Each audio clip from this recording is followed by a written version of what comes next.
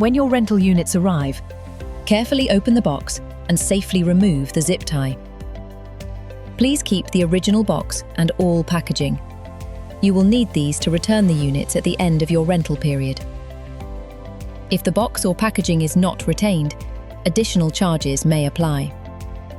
Take each unit out one at a time and check for any visible damage or issues.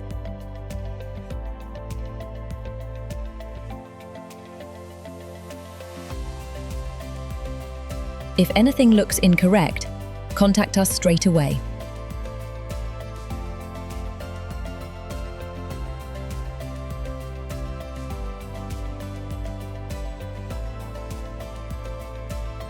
Once checked, your rental units are ready for use.